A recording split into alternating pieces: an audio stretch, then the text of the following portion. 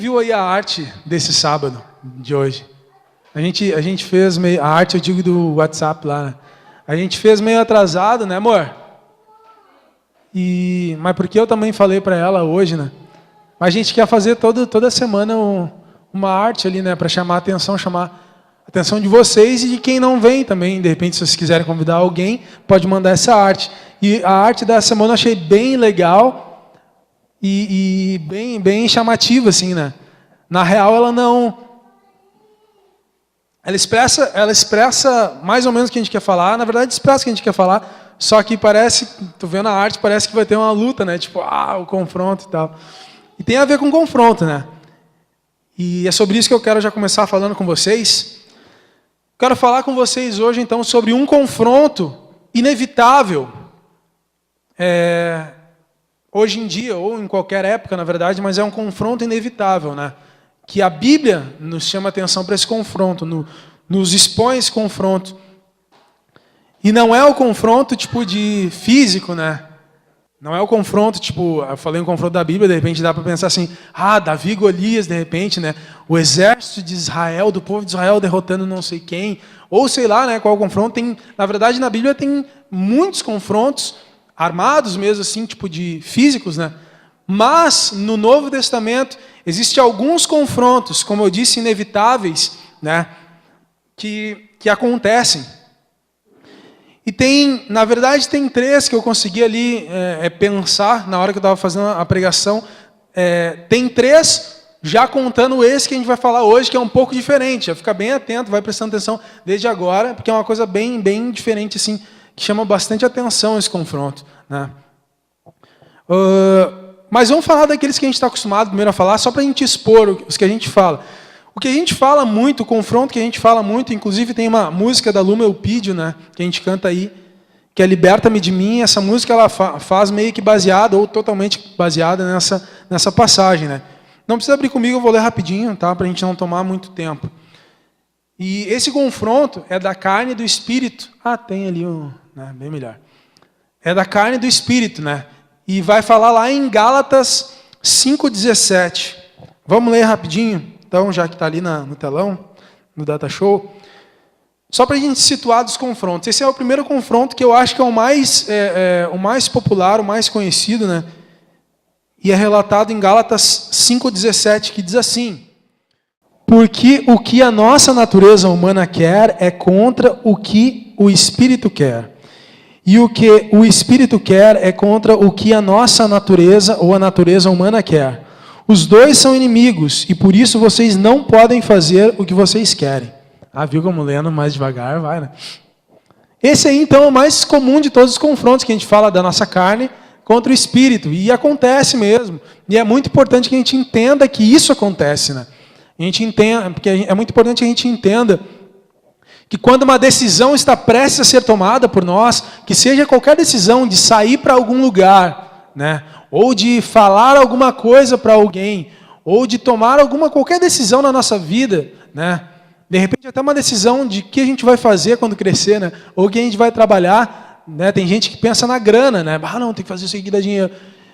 De repente até nesses momentos, e com certeza em muitos outros, existe uma guerra entre a nossa carne e aquilo que a gente pensa que seria da vontade de Deus que a gente fizesse, né? Ou seja, vamos pegar o exemplo da profissão.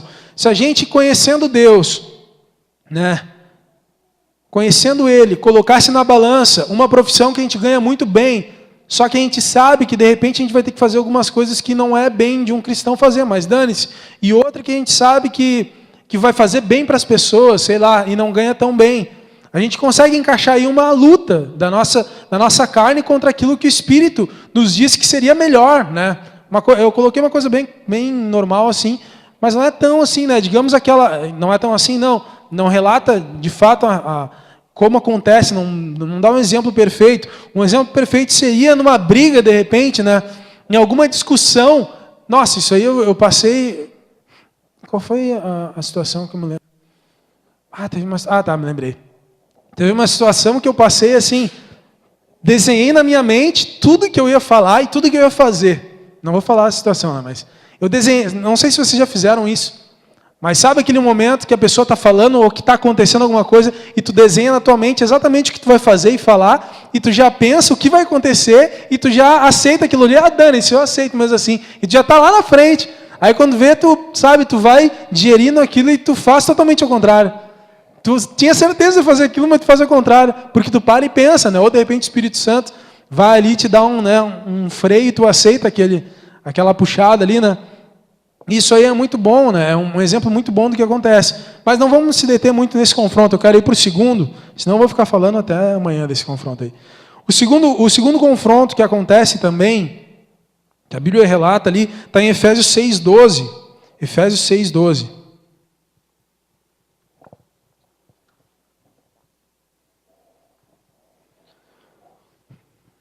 Esse da nossa carne contra o Espírito é um confronto interno, né? Interno. E esse de Efésios 6,12 é um pouco diferente, que diz assim, 6,12, Efésios, pois nós não estamos lutando contra seres humanos, mas contra as forças espirituais do mal, que vivem nas alturas. Isto é, os governos, as autoridades e os poderes que dominam completamente esse mundo de escuridão. Esse é um outro confronto que a gente já ouviu falar bastante desse versículo. Não sei se você já tinha ouvido falar bastante, provavelmente sim.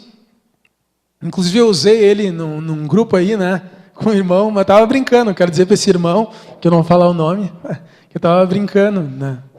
De repente ele achou que eu estava falando. Falei, cara, a nossa luta não é contra carne nem sangue e tal. Mas estava brincando na real. Mas a verdade é que parece muito que a nossa luta é contra carne e sangue, vai dizer, às vezes as pessoas fazem os negócios e tal, e a gente também é carne e sangue, parece uma coisa meio assim, né? Mas enfim, é um outro confronto que existe, né? Não adianta nada a gente lutar contra uma pessoa, isso que quer dizer, né? Se eu for lá e lutar contra uma pessoa e matar ela, né, num confronto, achando que ela é minha inimiga, não adianta nada, essa não é a minha verdadeira briga, né? Claro que existem, bom, enfim, existe esse confronto. E é bem conhecido também, mas o confronto que eu quero falar com vocês hoje está lá em Mateus 16, 18. Abre comigo, não, Leandro vai fazer. Ou se quiser abrir também agora, pode abrir na Bíblia de vocês, mas tem ali no Data Show. Mateus 16, 18, tá? Esse confronto aqui a gente não fala muito, mas existe e é bem conhecido também. Mateus 16, 18. Esse é o confronto que eu quero falar com vocês hoje. E quero entender um pouco melhor com vocês.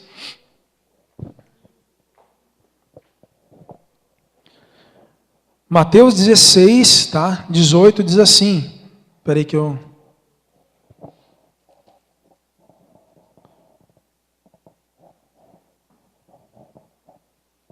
É que eu estou em Marcos.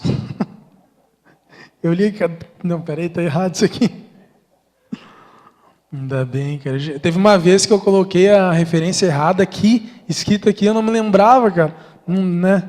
Nem me lembro o que eu fiz nessa vez. Vamos lá então. Mateus 16. Agora sim. 18 diz assim.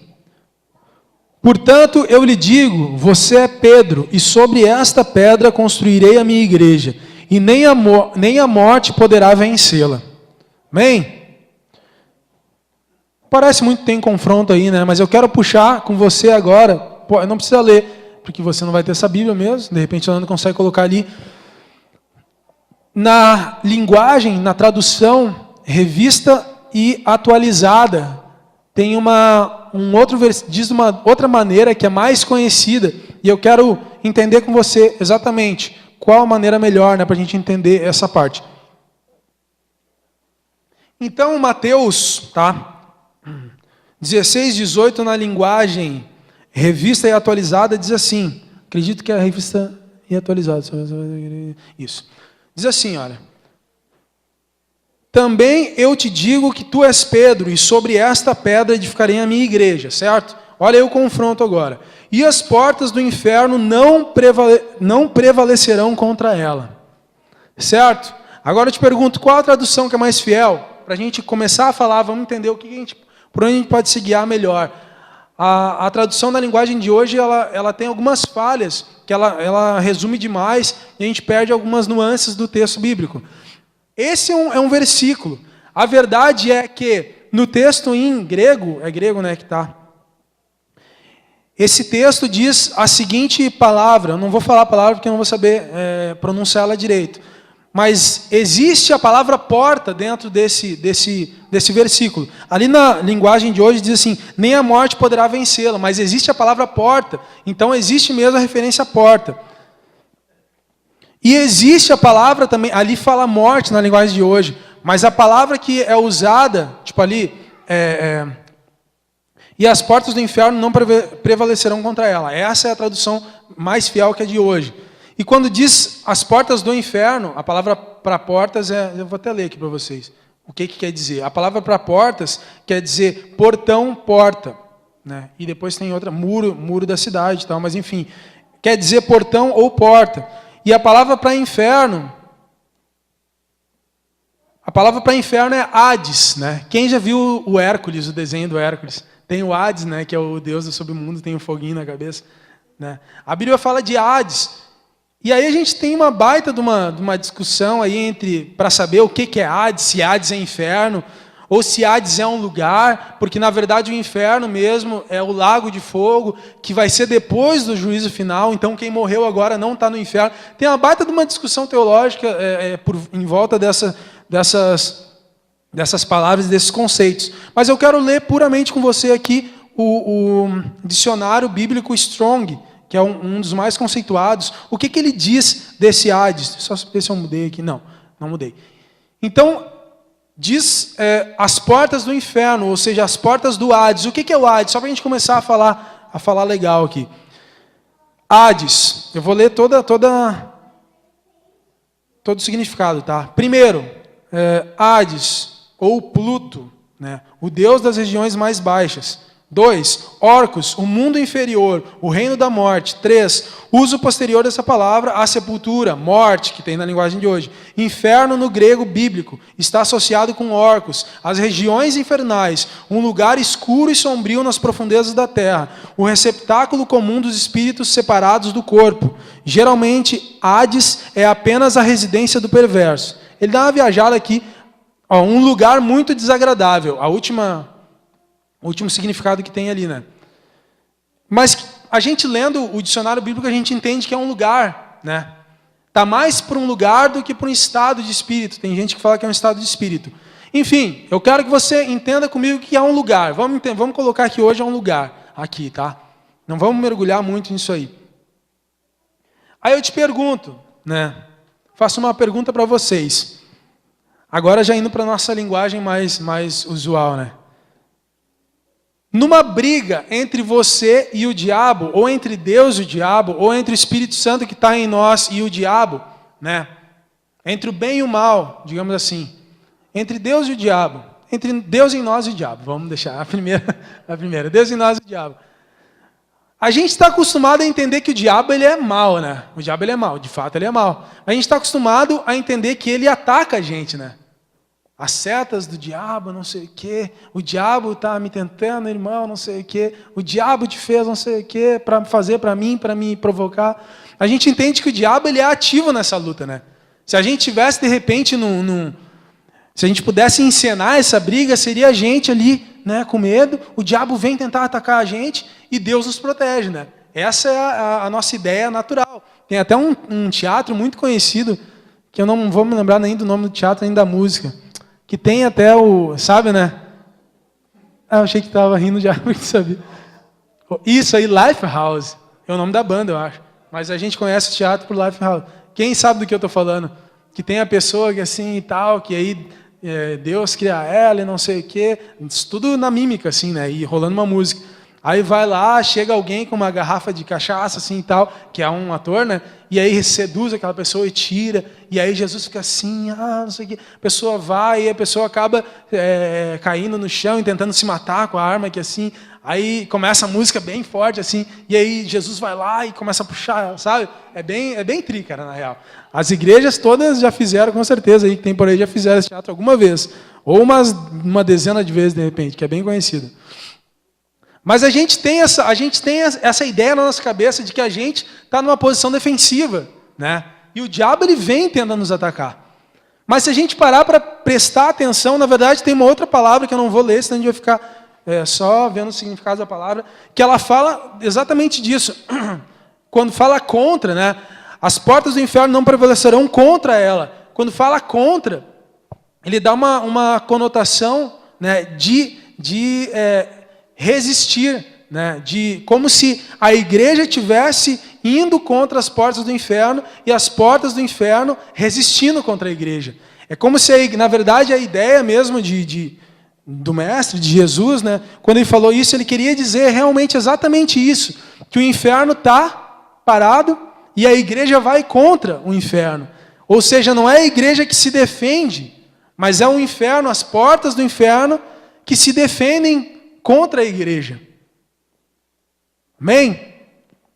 Não sei se vocês já tinham, de alguma maneira, já tinham entendido dessa maneira, que o diabo, na verdade é mais o inferno, aquilo que é o tesouro dele, né? Que são as pessoas que estão perdidas, que ele vai pegar a alma, né? O tesouro dele, ele está protegendo, na verdade, aquilo. E a igreja vai contra aquilo ali, né? A igreja tem ou seja, o inferno ele tem uma posição passiva e a igreja tem uma posição ativa, né? A gente entende que se a gente tivesse... É como se a gente entendendo assim, ó, se a gente tentasse entender... falei tudo errado. Se a gente tentasse entender... É isso. Quem é da igreja está fazendo algo, né? Não está parado e se defendendo, mas está indo contra, né? Acho que vocês entenderam bem isso, né?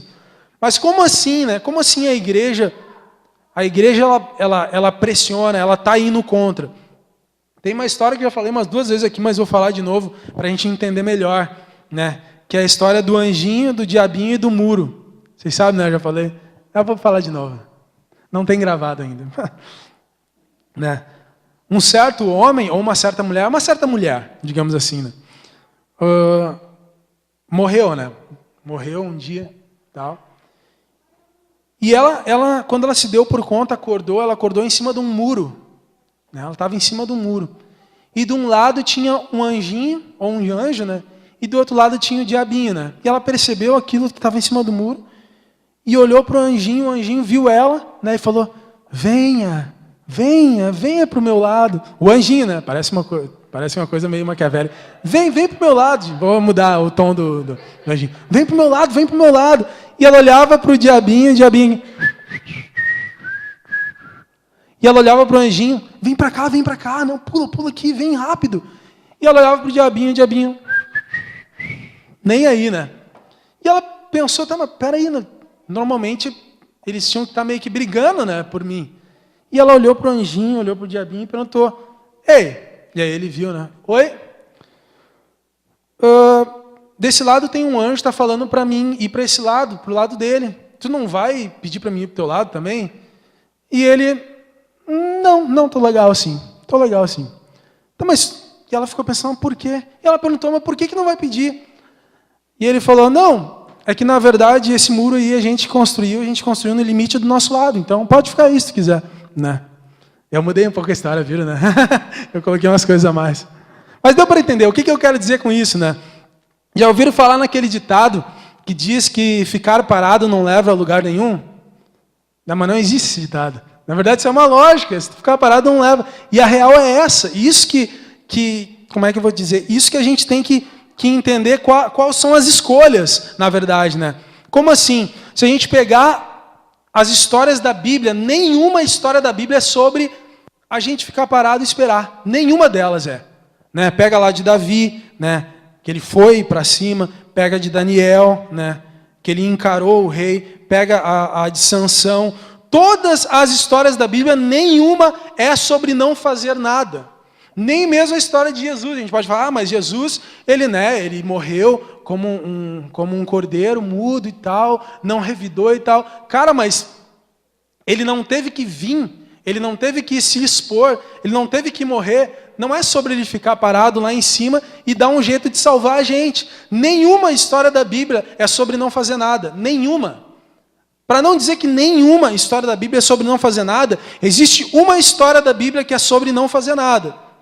Que se só ficasse de boas, não fizesse nenhuma ação, serão melhor. Sabe qual é essa história? Que história é essa? A única que fala sobre, que mostra que se ficasse sem fazer nada seria melhor? Adão e Eva, né? Cara, não precisava fazer nada, era só viver muito bem ali, né? Como eu quisesse e tal. Mas não, eles foram lá e fizeram. O que eu quero dizer com isso? O único momento que a igreja, se é que ia ter que existir uma igreja, se não houvesse pecado, que a gente, como filho de Deus, não precisava fazer nada, era antes do pecado. Sabe por quê? Porque a partir do pecado, o ser humano passou a ser propriedade do diabo, de certa forma. Se não fizer nada, você lembra do murinho que eu falei? O cara estava lá em cima, né, o diabinho não falou nada porque ele estava, na verdade, do lado do diabo. E aí, essa é a nossa realidade, sabe? Quando a gente não faz nada contra a gente, contra a nossa carne, a gente está fazendo a favor, né? Às vezes a gente tenta ser uma boa pessoa. Não, vou tentar ser uma boa pessoa, né? Tem gente que fala assim, não preciso ir na igreja e tal, porque eu sou uma boa pessoa. Às vezes até mesmo a pessoa, ela é uma boa pessoa, é melhor do que muitas pessoas que vão na igreja, né? Mas não é isso que nos salva. Não é isso que nos garante que um dia nós estaremos com Deus. Não é isso que nos garante olhar na face da morte e não ter que temer por ela. Não é isso. A gente tem que, no mínimo, acreditar, crer, ter fé. E isso já é uma ação, né? Toda vez que a gente, que nem eu dei os exemplos da gente numa discussão em algum momento, querer fazer alguma coisa, falar mais alto, ou ter uma atitude que não é uma atitude de pessoa cristã, né? Toda vez que a gente tentar retrair isso, não fazer isso, a gente vai estar fazendo muito esforço. Claro que existem certas coisas que Deus vai tratando na nossa vida, mas ao natural nós faríamos errado. Ao natural nós teríamos... Claro que não estou falando que todo mundo que não é da igreja, não conheceu Deus, faz tudo de errado. Mas naquele momento que a gente é provado, ninguém sabe o que a gente vai fazer, sabe? Todo mundo é uma boa pessoa, mas espera fazer alguma coisa que mexe contigo, para não ver o monstro que pode se criar, né?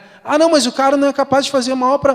Tá, mas pega alguma situação que fazem alguma coisa para alguém que essa pessoa ama, para ver o monstro que ela não pode se tornar. Não, mas aí fizeram alguma coisa, né? Outro dia eu estava vendo, não sei o que, na internet, e apareceu do nada uns vídeos muito loucos, assim, tipo de linchamento, sabe? Tem uns vídeos assim, né, no YouTube. E eu vi assim, falei, cara, não vou ver isso aí, porque eu vou me estragar. Eu não gosto de ver esse tipo de coisa, porque eu me estrago, eu fico mal assim, sabe? Sei porque eu fico muito mal, porque eu não fico com raiva das pessoas que fizeram, não fico feliz também, eu só fico triste, tá ligado? E eu falei, cara, não vou ver isso, mas estava ali, né? Aí tinha uma notícia ali, dizia a notícia, eu vou colocar aqui. Não deve ser tão ruim, né? Cara, me estraguei, velho. Me fiquei mal, fui até dormir depois. Porque a gente vê, tipo, e aí depois lê os comentários, é pior ainda, né? Um monte de gente falando, bem feito, né? Tinha que não sei o quê, ele fez tal coisa e tal, né? Mas, cara, um erro não justifica o outro. Nunca justificou. Continua sendo erro. A gente tem 2 erros ainda, né? E é muito triste, na verdade, né? A gente vê o ponto que chega as pessoas da crueldade, assim, né? Só que a gente pensa que a gente também é gente. O que a gente não poderia fazer numa situação assim?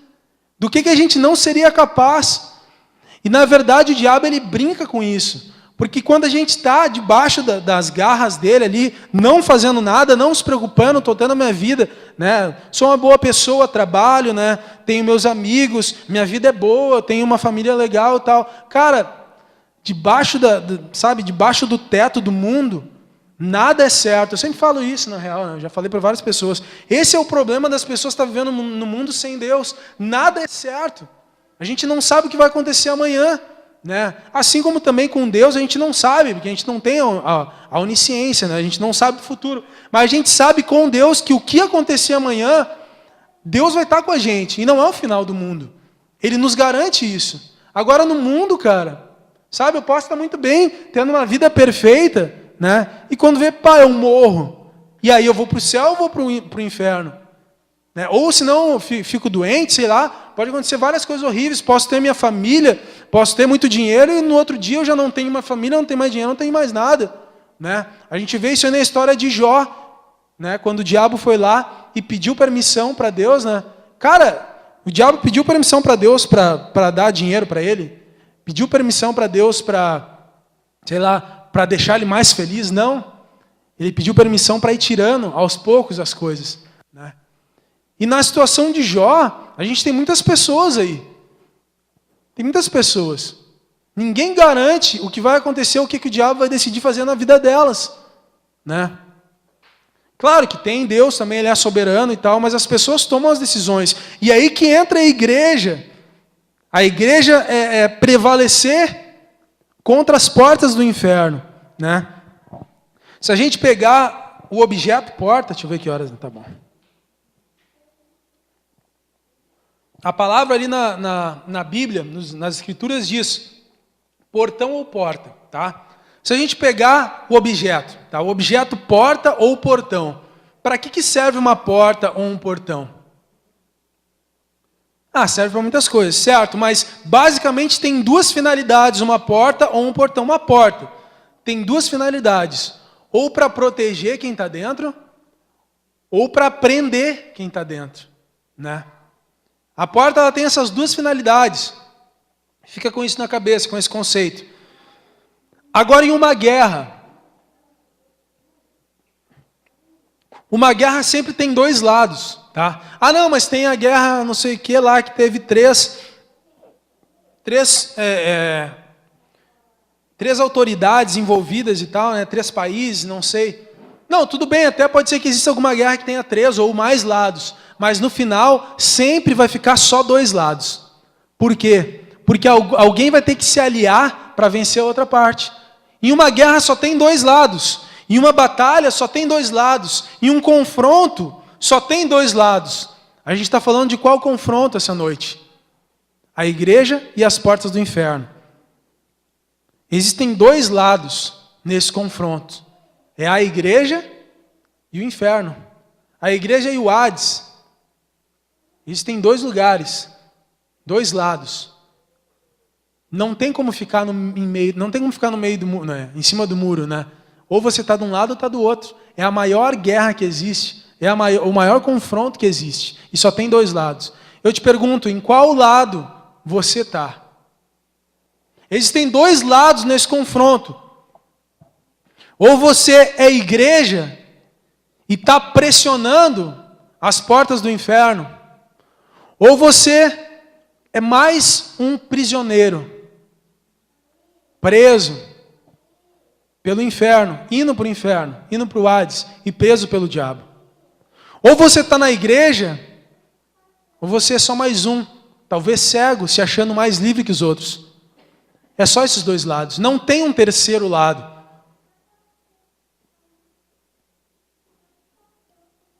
O inferno a gente sabe que é um lugar, ou de repente um estado, mas é aquilo que pega as almas, aquilo que acumula as almas daqueles que não têm Deus.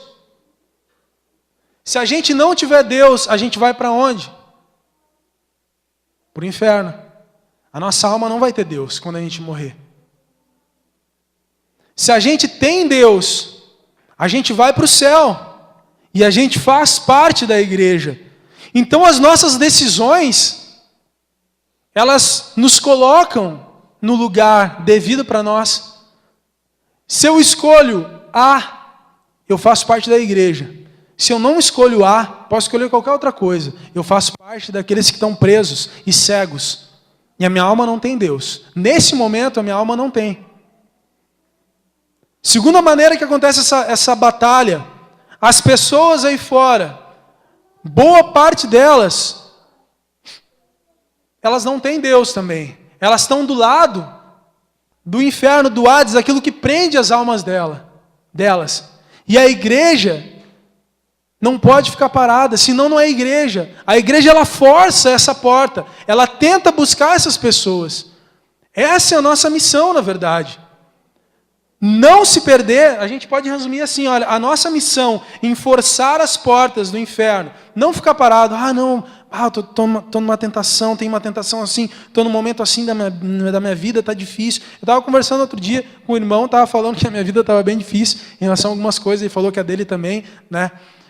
Mas eu estava bem otimista, na real, estou numa situação bem difícil mesmo, mas eu até falei para ele, já sofri o que tinha que sofrer, na real, né, cara? E agora, falei para ele assim ainda, peguei uma frase que eu vi em algum lugar, não é da Bíblia, mas eu achei legal, que o fundo do poço é o melhor lugar para dar impulso, né? Dos lados não tem como, lá embaixo então. Sabe?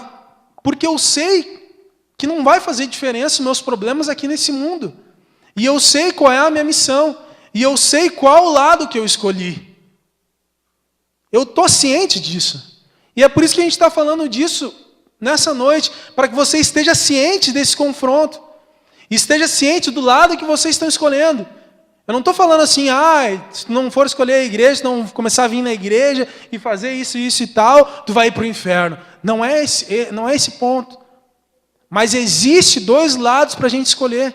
E a gente vai estar dentro de um deles. Ou a gente vai estar sendo igreja, forçando as portas do inferno na nossa vida, puxando a nossa vida lá do inferno e colocando cada dia mais no reino de Deus, através do Espírito Santo que nos convence, mas que a gente permite que Ele nos convença. Ou a gente vai estar preso e cego, vendo a nossa vida como qualquer outra pessoa aí, achando que está ao máximo, né? A gente tem costume de hierarquizar as pessoas, né, pelo dinheiro que elas têm, né? O ser humano, eu falo muito também, agora que estou vendo, vou na gravação depois. O ser humano, ele hierarquiza as pessoas pelo dinheiro, sabe? Às vezes eu vejo umas pessoas falando, na verdade, eu já falei algumas vezes isso, né? Que eu já vi pessoas falando assim, mas não sei o que, tal pessoa e tal. De repente você já me viu falando isso. Mas tal pessoa, mas tem que fazer tal coisa para tal pessoa. Eu sempre falo assim, cara, é só mais uma pessoa, que nem tu, que nem aquele lá e tal. Uma pessoa, são só pessoas. Quem já me viu falando são só pessoas? A Nádia me viu com certeza, né? Cara, não tem ninguém melhor do que ninguém. Não importa se o cara tem 1 milhão, não importa se o cara tem... Sabe, isso aí acontece... Por que eu estou falando isso? Porque isso acontece muito nas igrejas, né? Porque a pessoa tem mais condições, tal, ela tratada melhor. Porque a pessoa não tem condição, aí nem vale a pena e tal. Cara, existem dois tipos de pessoas, tá? Os que vão para o céu e os que vão para o inferno. Ponto. Não existe mais nenhum outro tipo. Não existe nenhuma outra classificação que importe na eternidade. Óbvio que aqui importa, né? A gente tem que ajudar as pessoas que precisam mais. Enfim, tem classificações aqui, mas eu quero dizer que na eternidade são só essas duas. A gente tem que se encaixar numa dessas. E se a gente se encaixar na que vai para o céu, a gente não tem como não pensar que as outras têm essa decisão também. A gente não tem como pensar que as outras pessoas estão classificadas também dessa maneira. Ou vai para o céu ou vai para o inferno. É a tua mãe, o teu pai, o teu irmão, o teu amigo, sabe? Não estou falando que você vai ter que sair que nem um louco falando e tal, né? Não é isso, mas isso é real, sabe? E a gente tem que relevar isso na nossa vida e nas nossas atitudes principalmente. Relevar a nossa salvação e a salvação do próximo. Isso depende de Jesus, óbvio, Ele já fez o que Ele tinha que fazer. E a gente está fazendo o que a gente tem que fazer pela nossa salvação e pela salvação das pessoas aí? Não sei, talvez eu não esteja fazendo. Mas essa pregação é mais uma para mim abrir a minha cabeça, a minha mente, os meus olhos e fazer as ações começarem a acontecer da minha parte. E fazer aquela permissão que Deus precisa em mim acontecer. Amém? Que a gente possa entender que esse confronto ele existe. E que nós não estamos numa posição de defesa, mas sim de ataque. Se a gente está se defendendo, é porque a gente está do outro lado. A gente não deve estar desse lado. Óbvio, né? Que a gente possa entender esse confronto na nossa vida. E aí fora. E na vida de cada pessoa. Amém? Fica de pé no teu lugar, então. Quem eu era, diminua. E que tu cresças mais em